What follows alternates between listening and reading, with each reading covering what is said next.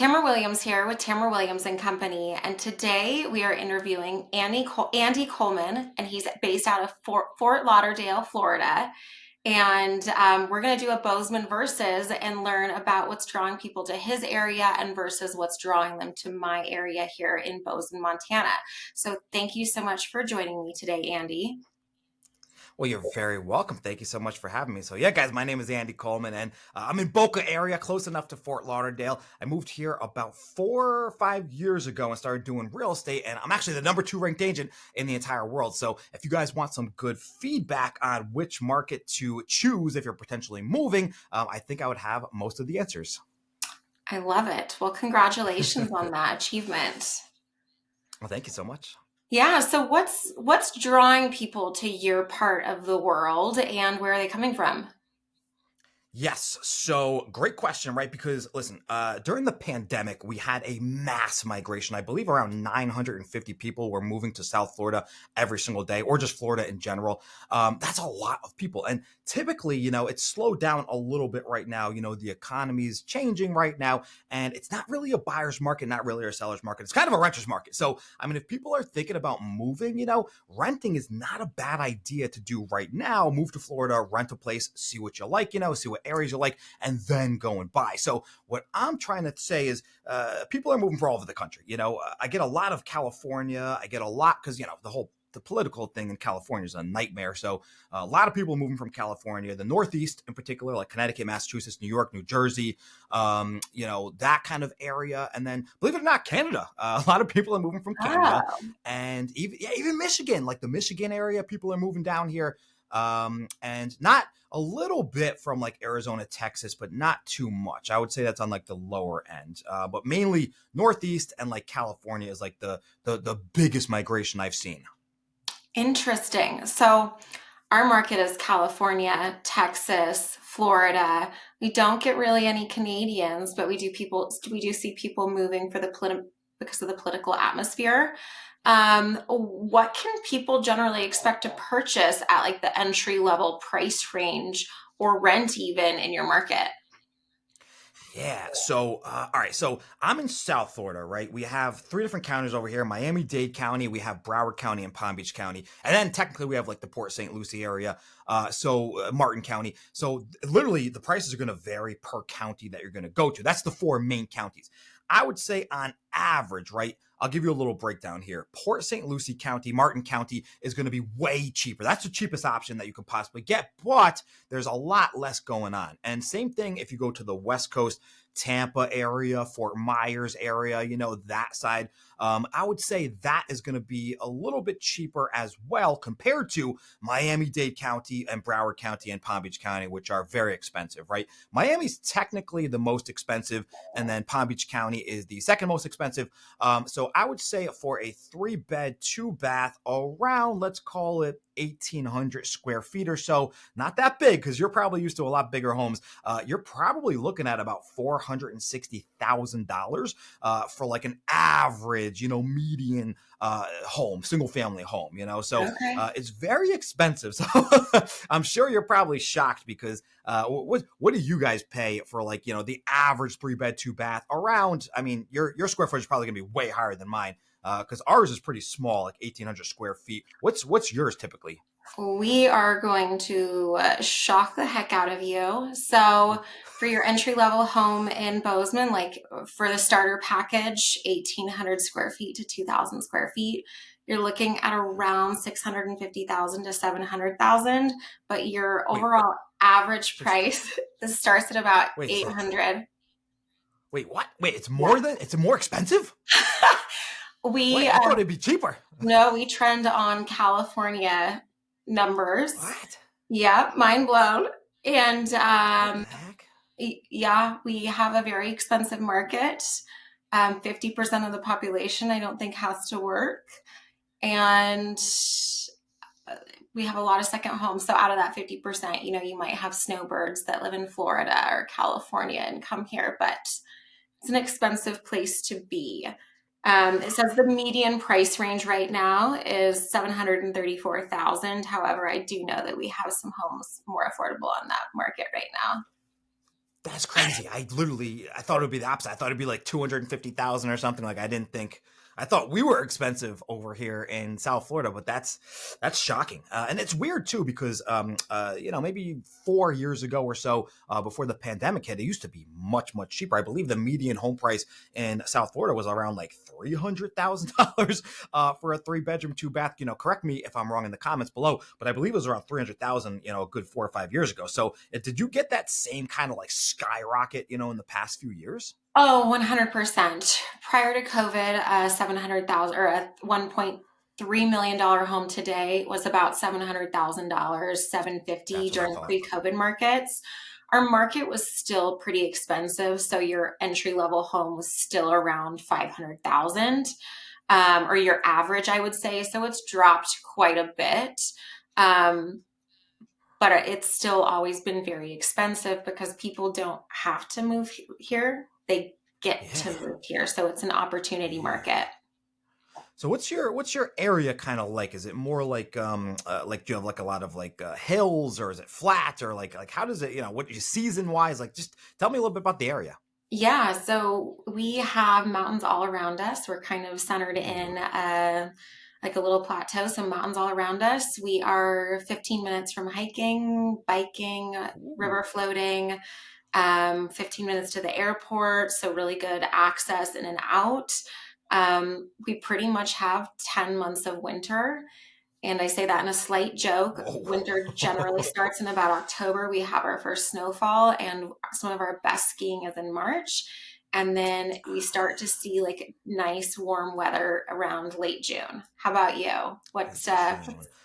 Yeah, I mean, geez, I'll tell you, that sounds nice. It sounds, except for the winter part, because that's Yeah. I grew up in Connecticut, right? I was born in New York, grew up in Connecticut. I've lived in California for a little bit as well, and now I'm here in Florida. But I'll tell you, the winters are just brutal for me. I know a lot of people love that, and especially if they have a second house.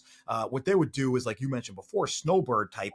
Where in Florida over here it's flat. There's like I don't remember seeing a hill. Unless it was like a man made like garbage a dump or something. No, it's very very flat over here, but it's paradise. I mean, it's absolutely stunning and gorgeous. The oceans, I mean, the beaches down here are just magnificent. Like you cannot get beaches like this, especially where I came from in the Northeast. And I'm guessing where you are right now, you have rivers, and lakes. I'm sure Yeah. you don't have.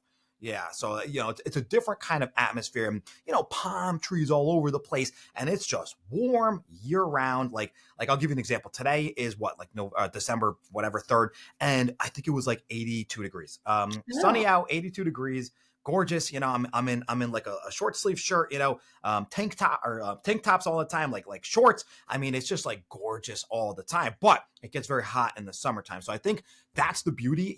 A lot of people would like to come here in the winter because we have the 70 degrees, the 80 degrees. It's like perfect weather. It's not as humid, but in the summertime, oh my God, like especially if you have long hair, forget it. You're going to frizz out. The humidity's out of control. It gets to like 100 degrees, and it's just like, it's a little, I don't want to say unbearable, because I got used to it, but it's warm, so then doing like a snowbird kind of thing where you go back and forth, that's the best of both worlds. And that's kind of what I'm looking to do now. I want to do something like that because, doing real estate, if you set up a team, like I can't remember how long you've been doing this for, but I set up a team. So technically I don't even have to be here anymore. I can do everything from my phone and amazing. laptop. So if I want, I can go and get a second home too.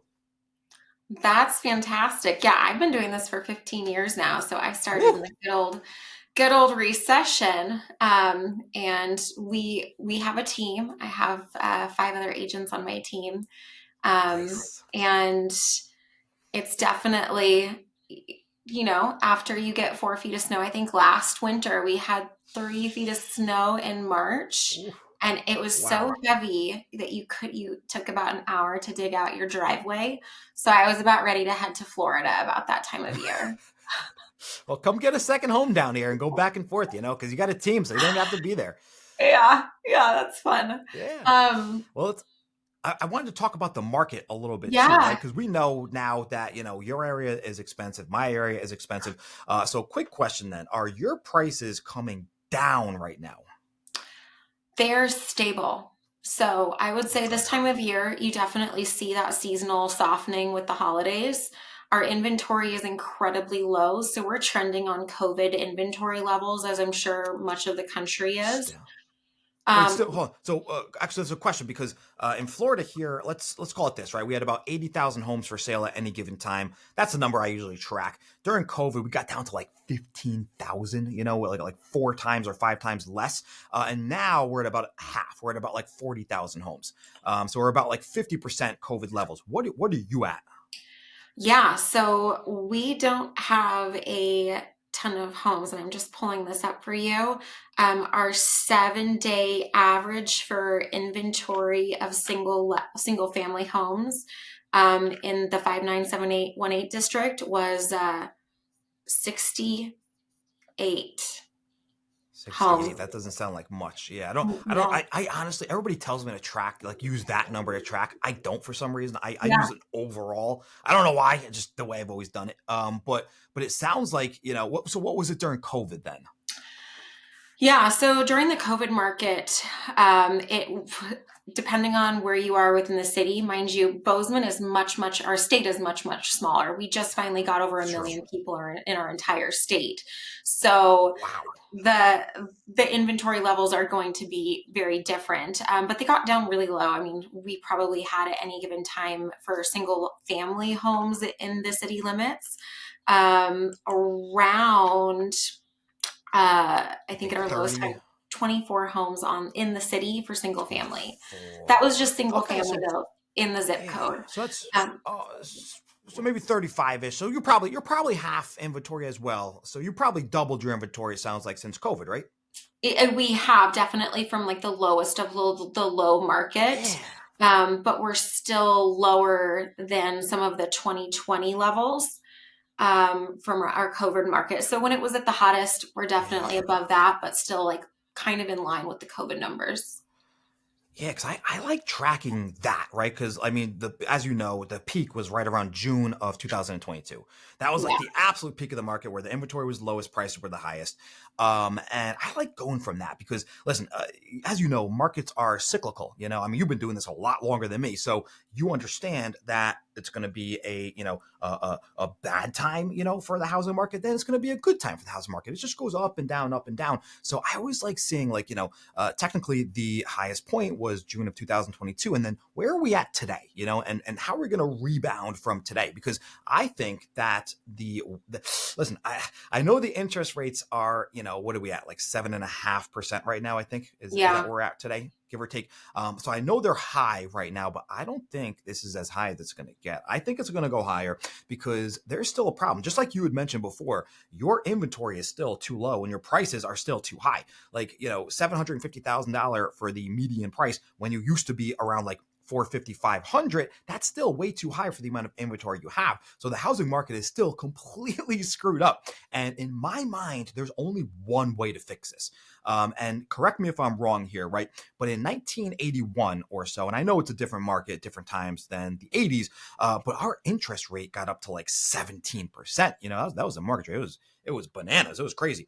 So I don't think we're going to go that high again, not even close, because it would Yeah. bankrupt the economy. We couldn't handle that. But what I think is going to happen is during the election year, right? And ING just reported on this, or ENG, whatever they're called.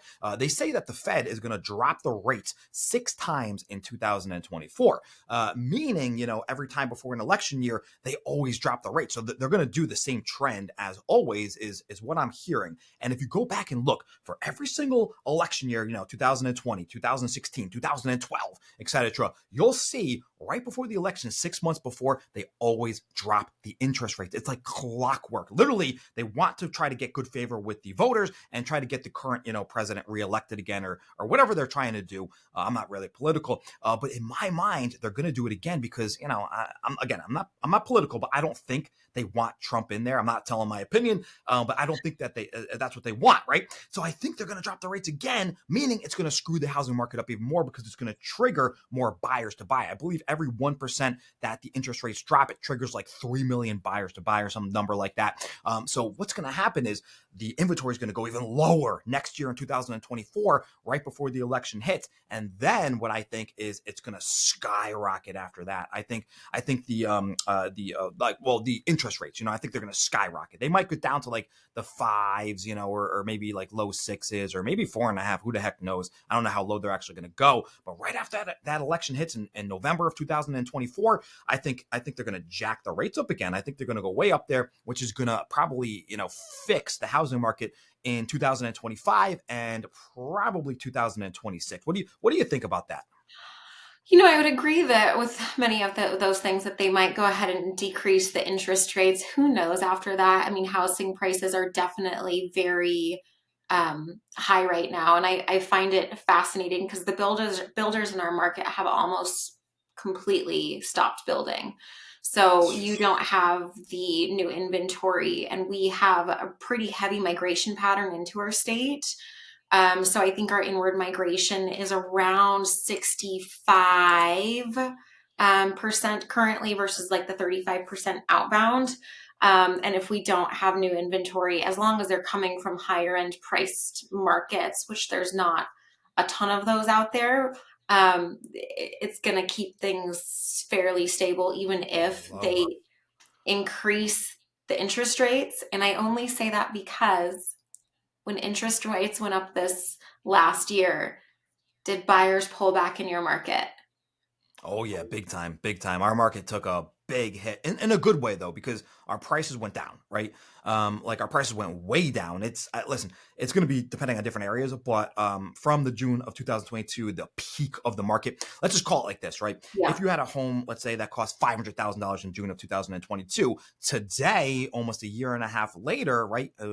About a year and a half later, give or take, that same home is probably going for like 450, 430, 460. I mean, I can't give you specific numbers, but it went down. It 100% went down, and our inventory went up. It's just different right now, and I think it's slowly going down like every single week. I'll even give an example too, because I just had a house under contract. It was probably a month, 2 months ago, and all of a sudden we get the appraisal in, and it was $20,000 Mhm. lower than when we actually went under contract for the house, because 3 homes had sold within 3 weeks of the appraiser doing the appraisal, and they were all way under. It was like about $20,000 under when we went under contract for it. So even just like then, with these appraisers, we could tell a big difference right now that these home prices, they're going down. Are you seeing the same thing?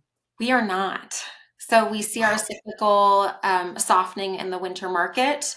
But we have, so we know that you should be around the low to the median for your sales valuations right now. We generally appreciate a little bit in our spring market, which is like our late February, March, April. And I call that our spring market, even though it's not all within that spring bracket, because that's generally our peak sales of the year. Um, and so we see some pretty stable prices. I'd say at the peak of our market, a home that was 1.5 is probably sitting around 1.3 to 1.35. Homes that were sitting around a million are probably between 8 and 900,000. Homes that So were it at did go down. they did go down. The homes at the entry level of the market didn't go down that much. If they were selling for Really? 550, they might still be at 550. They could potentially be a little bit more, and that's because that's at the entry level of the market, and there were so many more buyers bucketed into that entry level when interest rates started to go up. But oddly, we in June of 2020, or in April, May, June of 2022, we saw the end of our peak sales. Those were not our peak market. The Really? March market was our peak. But Oh. this year, when interest rates were at their highest, our market was busy as can be. Like the buyers all entered back into the market. And mind you, it's a different market, right? Buyers are definitely getting Yeah. more negotiations. They want the homes to be a little bit more perfect. Homes are a little bit more price sensitive. One home next door could They'll get some be, credits. yeah, one home next door could be getting a bidding war. The home to the left maybe has to give Ooh. $50,000 off. 20% of our market is still getting bidding wars. It's kind of all over the place right now. It's a So weird time. it's a weird, unpredictable time to be in the market. And I think I know so, why.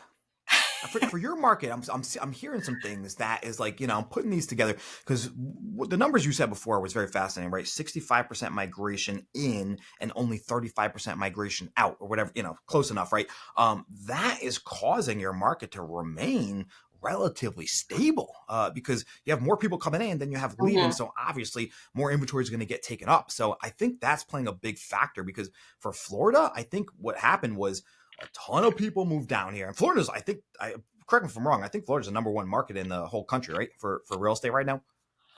I'm not sure of that. I know that it's one of the heaviest migration, I think, Yeah. inwards. Right. Yeah.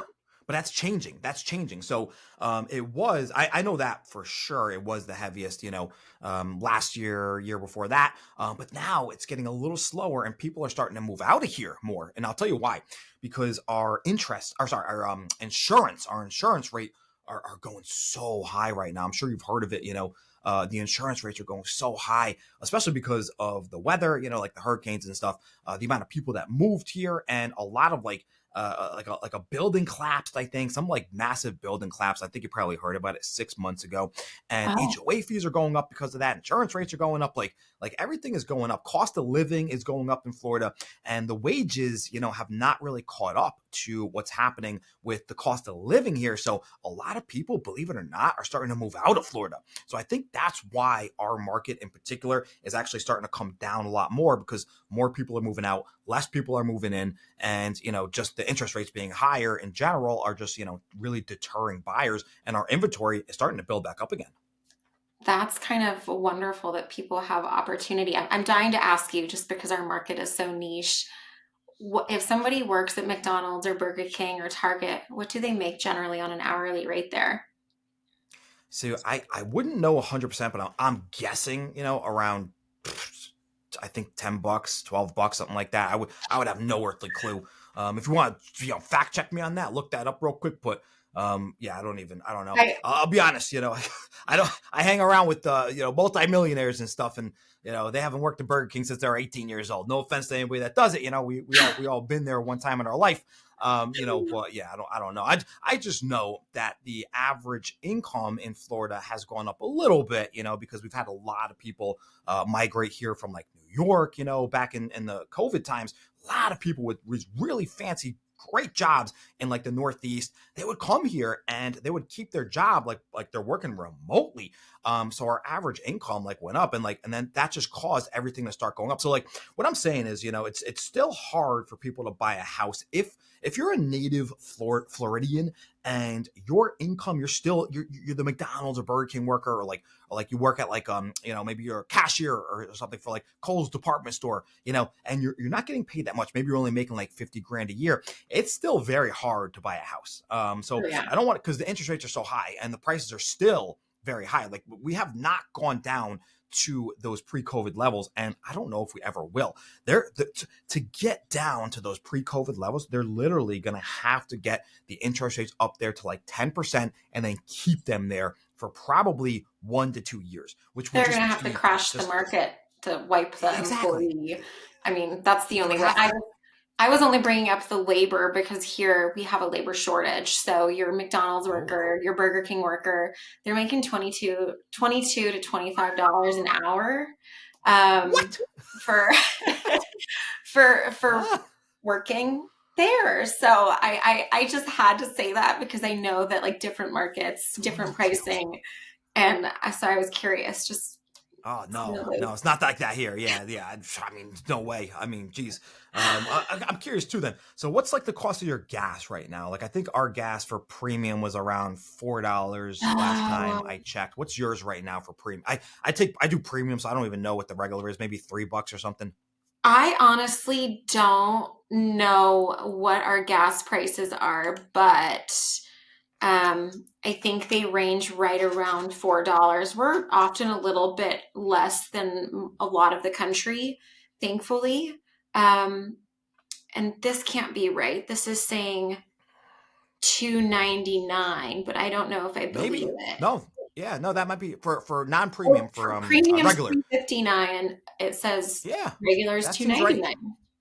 That seems right to me because we're at like $4 for premium and like three and Oh. change for regular. So that seems right. So it seems like some of your cost of living might be a little lower there, except for your house prices. Is that probably what I'm hearing? Our housing and our produce. Our produce is pretty darn expensive here as well, just because they have to truck it all in and nothing's really grown here. So that can get pretty expensive. Yeah. It sounds like that. Yeah. So I mean, do you like living there in that area? Because I Yeah, know how long have you been living there for? 16 years. So, 16 years. yep. Everybody, the thing What? about what brought me here. Yeah. What brought you there?